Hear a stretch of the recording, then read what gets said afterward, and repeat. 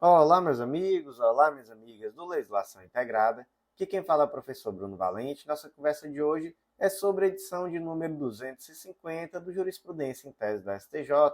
O tema dessa edição é Direitos da Criança e do Adolescente 2, segunda edição, então, acerca do tema. Antes de começar aquele convite, se inscreve no nosso canal, seja no Spotify, Deezer, Apple Podcasts, Google Podcasts ou no YouTube, e ativa o sininho para ficar sabendo sempre que tiver conteúdo novo. Para não esquecer, já deixa aquele like e compartilha com aquele amigo que tem interesse nesse tipo de conteúdo e deixa também ao final aquele comentário para eu saber o que você achou. E se sobrar um tempinho depois, segue também a gente no Instagram, @legislação_integrada, onde todo dia tem novidade. Então, sem mais delongas, vamos para a primeira tese do dia. E a primeira tese, gente, ela também foi julgada sobre o rito repetitivo, é o tema 732 do STJ, tá? E a tese 1, então, que é o mesmo tema 732, ficou da seguinte forma: o menor sob guarda tem direito à concessão do benefício de pensão por morte de seu mantenedor, comprovada sua dependência econômica nos termos do artigo 33, parágrafo 3º do ECA, ainda que o óbito do instituidor da pensão seja posterior à vigência da medida provisória 1523 de 96, reeditada e convertida na Lei 9526 de 97. Funda-se essa conclusão na qualidade de lei especial do Estatuto da Criança e do Adolescente, frente à legislação previdenciária. Então, vamos lá, né? É uma tese bem importante, tá? Bem importante mesmo. E que trata de uma situação de conflito de normas. Quais são as normas em conflito? É aquela norma obtida da Lei número 8.203 de 91, que é a lei que trata sobre o regime geral de previdência social de um lado, e do outro lado é a norma extraída do Estatuto da Criança e do Adolescente. Então, primeiro ponto, o que é que diz o Estatuto da Criança e do Adolescente? Aí vamos primeiro pensar aqui sobre o aspecto temporal, tá? Qual é o ano do Estatuto da Criança e do Adolescente? É de 1990, é a Lei 8069 de 90. E aí está lá no artigo 33, parágrafo 3º, que a guarda confere à criança ou adolescente a condição de dependente para todos os fins e efeitos de direito, inclusive previdenciários. Então temos uma lei que é de 1990, que é o Estatuto da Criança e do Adolescente, que diz, olha, criança ou adolescente sob guarda é dependente para todos os efeitos, inclusive para efeitos previdenciários. Legal, né? Qual é o problema? É que depois vem a Lei 9528 de 97, que, como nós vimos, né, ela veio de uma medida provisória do ano anterior, que foi a MP 1523 de 96, e ela alterou a Lei 8.213. E aí, gente, lá no artigo 16, parágrafo 2º, tinha assim, ó, antes, equipara-se a filho na condição do inciso 1, que condição é essa? É condição de dependente, tá? Do beneficiário do regime geral de previdência social.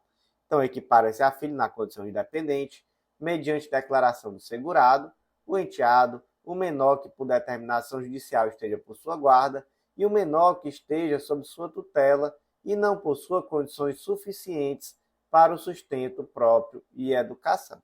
Beleza, estava assim, não é?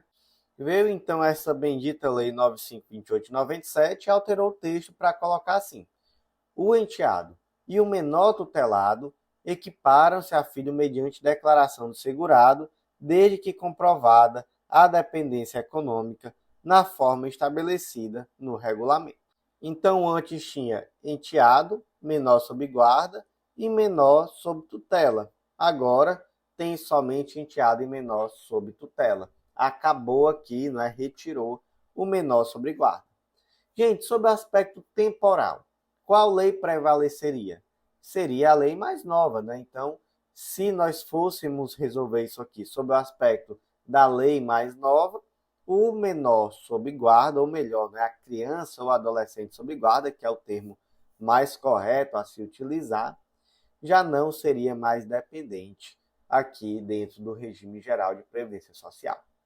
que acontece? O que acontece é que se entendeu que o Estatuto da Criança e do Adolescente é uma lei especial. Então, o que prevaleceu aqui? Foi o critério da lei mais nova? Não.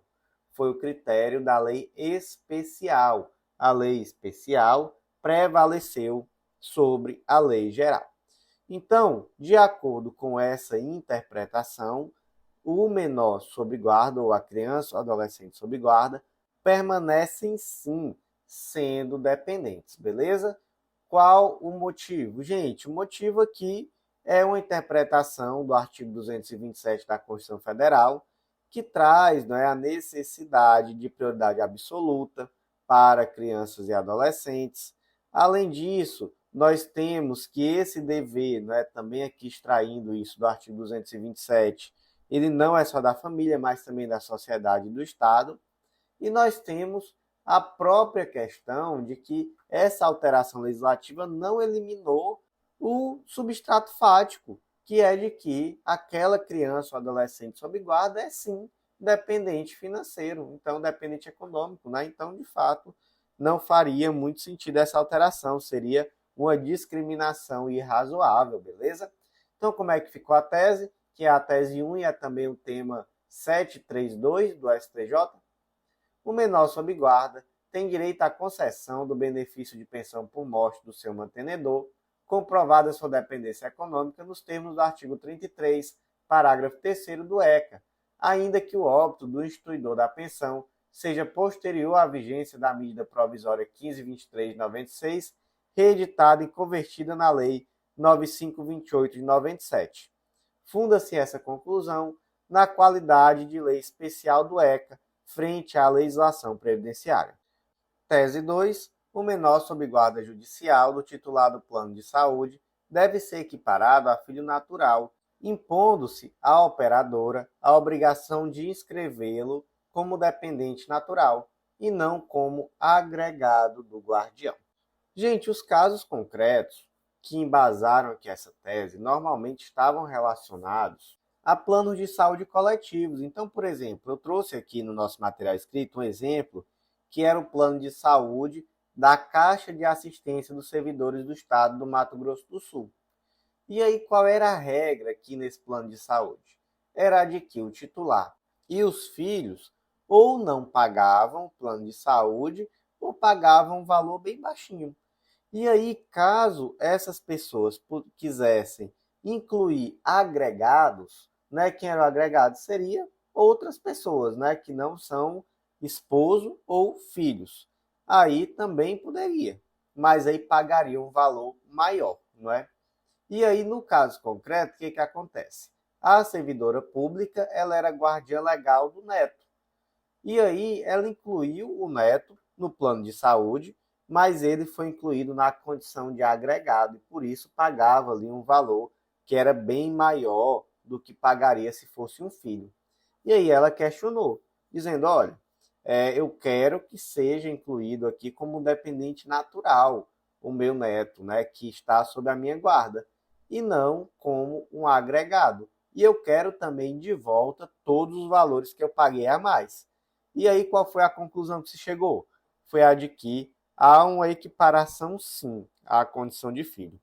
Então, essa criança ou adolescente sob guarda deve ser equiparada a filho natural. Então, nesse caso, além de tudo, vai ter que ser devolvido todo o valor que foi pago a maior durante o período em que ficou ali essa criança ou adolescente inscrito como agregado, beleza? A devolução aqui entendeu-se que é simples, tá? Não é a devolução em dobro. Por que se entendeu isso, gente? Aqui é um aprofundamento já, não é? Em relação à tese. Porque, como se trata de um plano fechado, não se aplica o Código de Defesa do Consumidor. Então, não há que se falar em devolução dobrada, beleza? Então, tese 2. O menor sob guarda judicial do titular de plano de saúde deve ser equiparado a filho natural, impondo-se à operadora a obrigação de inscrevê-lo como dependente natural e não como agregado do guardião. Vamos analisar agora conjuntamente as teses 3 e 4. Tese 3. O direito à educação previsto na Constituição Federal e no ECA, com o ensino fundamental, aos menores de 6 anos incompletos é indisponível e deriva da própria força impositiva dos preceitos de ordem pública. Tese 4. O ensino fundamental é direito subjetivo do menor de 6 anos incompletos e o princípio da inafastabilidade da jurisdição, a homogeneidade e a transindividualidade do direito justificam a propositura de ação civil pública. Então vamos lá, não é? Nós temos no ECA, lá no artigo 54, que é dever do Estado assegurar a criança e adolescente. E aí, olha só, inciso 1, ensino fundamental, obrigatório e gratuito, inclusive aqueles que não tiveram acesso à idade própria. 2, progressiva extensão da obrigatoriedade e gratuidade ao ensino médio. 3, atendimento educacional especializado aos portadores de deficiência, preferencialmente na rede regular de ensino. 4, atendimento em creche e pré-escola a crianças de 0 a 5 anos de idade. 5. Acesso aos níveis mais elevados de ensino da pesquisa da criação artística, segundo a capacidade de cada um. 6. Oferta de ensino noturno regular, adequado à condição do adolescente trabalhador. E 7. Atendimento no ensino fundamental através de programas suplementares de material didático escolar, transporte, alimentação e assistência à saúde. Então, nós temos, no Estatuto da Criança e do Adolescente esse dever de educar. Então, o Estado ele deve assegurar à criança e ao adolescente a educação. E alguns pontos aqui desse texto de lei são muito importantes. Então, por exemplo, creche e pré-escola é de 0 a 5 anos de idade. Então, muito cuidado para não confundir com 6 anos de idade, 7 anos é 0 a 5. Aí temos também a questão do atendimento especializado a pessoas com deficiência, preferencialmente na rede regular de ensino. Então, muito cuidado também, porque normalmente se coloca em rede especializada, algo do tipo, não, preferencialmente na rede regular de ensino. Beleza, gente. Aí vamos para uma pergunta aqui. Se a criança ela não está tendo acesso ao ensino fundamental em escola próxima da sua residência. A mãe procurou uma escola para matricular a criança, não conseguiu, não é? É possível propor uma ação judicial para exigir a matrícula? Com certeza absoluta. Gente, agora outra pergunta. E se ela procurar o Ministério Público? O Ministério Público pode propor ação civil pública em benefício exclusivamente de uma criança ou um adolescente para exigir a matrícula? Com certeza absoluta também. O Ministério Público pode fazer isso. Defensoria Pública também pode, viu? Sem dúvida nenhuma, propor ação civil pública para exigir a matrícula dessa criança ou desse adolescente na rede regular de ensino próxima da sua residência. Ah, mas não tem como, não cabe. Compra uma cadeira e bota a cadeira dentro da sala e se vira. Se vira, Estado, dá teu jeito e faz. Não existe essa desculpa de reserva do possível. Enfim, reserva do possível cede diante do mínimo existencial, Então, o mínimo que essa criança tem direito é o seu acesso ao ensino fundamental, ao ensino médio, à creche, pré-escola também, mesma coisa. Tudo isso pode ser exigido através de ação judicial, inclusive através de ação civil pública, beleza? Então, tese 3, o direito à educação previsto na Constituição Federal e no ECA, com direito fundamental aos menores de 6 anos incompletos, é indisponível e deriva da própria força impositiva dos preceitos de ordem pública. E tese 4, o direito fundamental é direito subjetivo do menor de 6 anos incompletos e o princípio da inafastabilidade da jurisdição, homogeneidade e a transindividualidade do direito justificam a propositura de ação civil pública. Próxima tese, tese número 5, o princípio do juízo imediato previsto no artigo 147, incisos 1 e 2 do ECA, atrelado ao princípio do melhor interesse da criança e do adolescente, sobrepõe-se às regras gerais de competência do CPC. Qual é esse tal desse princípio, do juízo imediato, onde é que está previsto?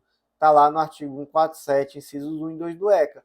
a competência será determinada, 1, pelo domicílio dos pais ou responsável, e 2, pelo lugar onde se encontra a criança ou adolescente, à falta dos pais ou responsável. Então, qual é o objetivo aqui? O objetivo é que a criança ou adolescente tenha facilidade de acesso ao judiciário. Então, em primeiro lugar, se olha os pais ou responsáveis. Não é porque os pais ou responsáveis, porque são eles que vão até o fórum, por exemplo, para audiência, são eles que vão buscar o atendimento. Via de regra, não é a criança, não é? Então, por isso que primeiro se olha onde está o pai ou o responsável. Mas se a criança estiver sozinha, né, a criança ou adolescente, aí realmente vai ser o juízo mais próximo deles. E aí, gente, o ponto aqui dessa tese é o seguinte: essa regra de competência é específica, então ela prevalece sobre a regra que está lá no Código de Processo Civil, que é a de que normalmente, não é, a ação deve ser proposta lá no foro do réu. Então, eu, Bruno, estou propondo uma ação contra a Luana. Onde é que eu vou propor? No foro do domicílio da Luana. Agora imagina, por exemplo, que a Luana e o Carlos são pais da Laura, e aí a Laura mora com a Luana, e a Laura, representada pela sua mãe Luana, vai propor uma ação em face do Carlos. Qual vai ser o foro do domicílio dessa ação? Imagina que é uma ação de alimentos, por exemplo. Vai ser o foro de domicílio da Luana, não é? Por quê? Porque é o princípio do juízo imediato. Ok, gente? Ok. Então, isso aqui prevalece sobre a regra geral que está lá no Código de Processo Civil. Tese 5. O princípio do juízo imediato, previsto no artigo 147, incisos 1 e 2 do ECA, atrelado ao princípio do melhor interesse da criança e do adolescente, sobrepõe-se às regras gerais de competência do CPC. Antes de seguir em frente, eu vou fazer aquele convite muito especial. E, gente, esse já é o último Jurisprudência em Teses do ano de 2024. Então, é o último convite especial também no ano de 2024 dentro de Jurisprudência em Teses. Se você ainda não é nosso assinante, acesse legislaçãointegrada.com.br e vem fazer parte do Clube da Lei. Esse clube de membros que dá acesso a todos os nossos materiais de lei seca e jurisprudência e a mais de 100 planos de leitura. Gente, vai ser um baita diferencial nos teus estudos, eu tenho certeza absoluta. Ter acesso ao material organizado, semanalmente atualizado e que te dá tudo o que tu precisa de lei seca e jurisprudência, e o valor é super acessível. E já estamos, não é, nos últimos dias dos valores de 2024, porque, claro, todo ano tem aquele reajuste anual para novos alunos, né? Quem já é aluno não sofre reajuste nunca enquanto estiver com a gente, mas para quem é novo aluno, temos o reajuste anual no começo do ano. Então aproveita, vem fazer parte, que ainda dá tempo para aproveitar o valor de 2024, beleza? E por último, vem publicar com a gente, vem conhecer a Editora Integrada, vai ser com certeza um baita diferencial em prova de títulos e você vai ver que é mais fácil do que você imagina transformar, às vezes, aquele texto que você até já tem em um livro publicado, beleza? Então, vamos seguir em frente. Tese 6. As disposições contidas no ECA, no tocante ao sistema recursal, somente serão aplicadas nos procedimentos especiais expressamente enumerados nos artigos 155 a 197 do ECA. Nos demais procedimentos, deverão ser aplicadas as regras gerais do CPC, mesmo que tratem de demandas afetas à infância e juventude. Tá, bora lá. Temos aqui mais uma situação de conflito normativo, não é? Isso por quê? Porque o ECA traz normativas específicas do sistema recursal. Então, por exemplo, nós temos lá no artigo 198 que os recursos aqui no âmbito do ECA independem de preparo, que eles têm sempre um prazo de 10 dias, salvo embargo de declaração, que eles têm preferência no julgamento, dispensam revisor. Temos também que a apelação ela tem efeito regressivo, ou seja, é possível que o juiz reveja a sua decisão antes de remeter os autos à instância superior. Então, aqui a apelação tem, No caso do CPC, né, lembrando que existem situações em que tem também efeito regressivo, como, por exemplo, no caso da extinção sem resolução de mérito, mas a regra geral no CPC é que não tem efeito regressivo na apelação, né? Já no agravo de instrumento, tanto em um quanto em outro, tem efeito regressivo, beleza? Então, nós temos, né, todas essas especificidades, dentre elas, aqui, o prazo de 10 dias corridos, é um prazo menor, não é? E é em dias corridos, além disso, já pensou? Onde é que está previsto isso? Artigo 152, parágrafo 2º, tá? O prazo é em dias corridos, enquanto lá no CPC é um prazo em dias úteis. Mas aí pode surgir o debate, beleza. Quando é que se aplica essas regras aqui do ECA acerca do sistema recursal? Em qualquer ação que trate de interesse de criança e adolescente ou são só naquelas ações específicas, né, que estão previstas lá, procedimentos específicos no ECA? Gente, são só nos procedimentos específicos que estão lá no ECA. Aí você vai ver quais são os procedimentos. Está lá no capítulo 3 do título 6 da parte especial do ECA. Quais são? Eu vou até ver aqui, vou dizer alguns, tá? Da perda e suspensão do poder familiar, procedimento de destituição de tutela, de colocação em família substituta, apuração de ato infracional, infiltração de agente de polícia na investigação de crime contra a dignidade sexual de criança e adolescente.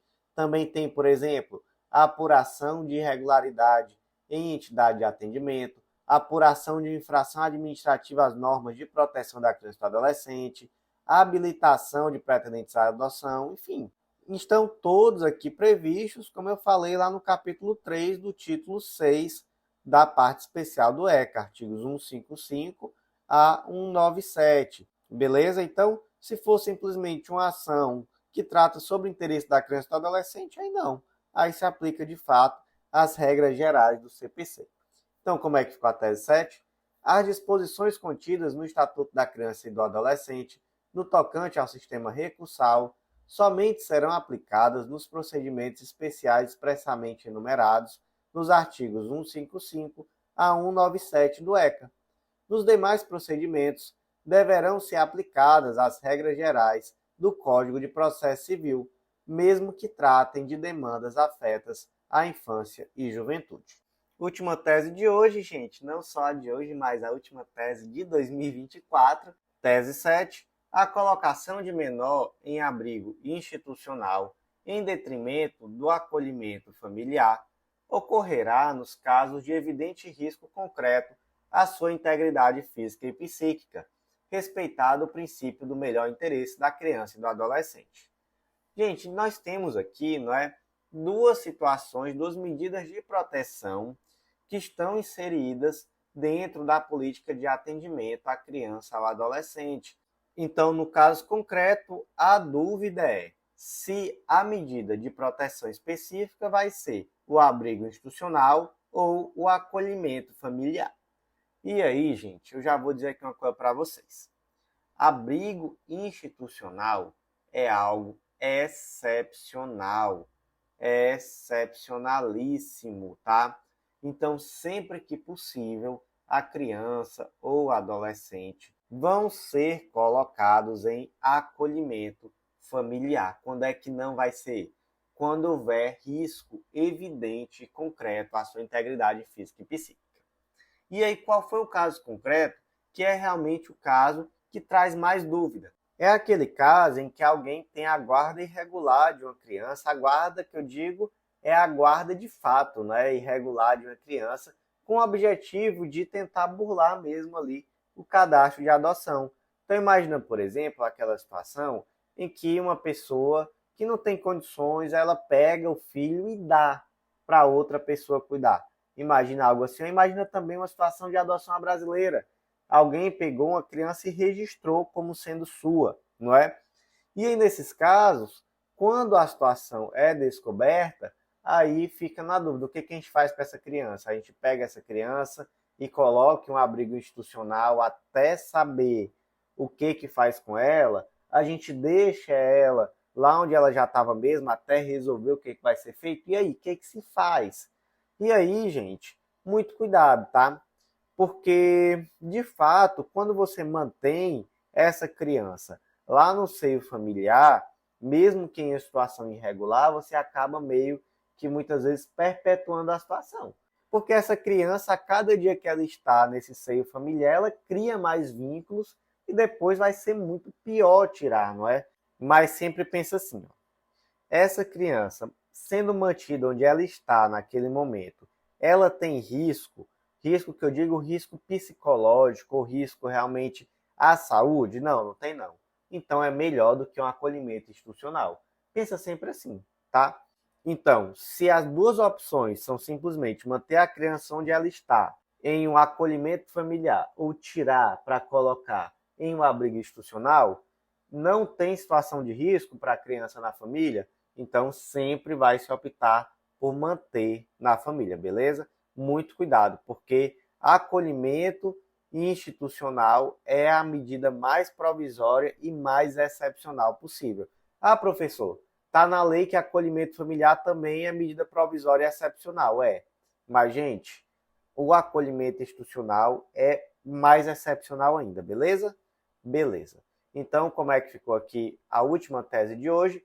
A colocação de menor em abrigo institucional em detrimento do acolhimento familiar ocorrerá nos casos de evidente risco concreto à sua integridade física e psíquica, respeitando o princípio do melhor interesse da criança e do adolescente. E, meus amigos, por hoje foi isso. Eu agradeço muito, muito mesmo a você que ouviu até o final. Fico muito feliz de fechar esse ciclo comentando com vocês todas as edições do Jurisprudência em Tese do STJ do ano de 2024. Então, muito obrigado a você que foi meu parceiro, minha parceira nessa caminhada. Espero que em 2025 estejamos aqui juntos, quem sabe com um projeto ainda melhor, ainda maior, já que o objetivo é sempre esse mesmo, é sempre melhorar, tá bom? Então, muito, muito obrigado. Eu aguardo você também nesse ano de 2025, que já está começando, né? E vai ser um ano muito bom para todos nós. Por hoje foi isso, eu agradeço muito a você que ouviu até o final e até a próxima.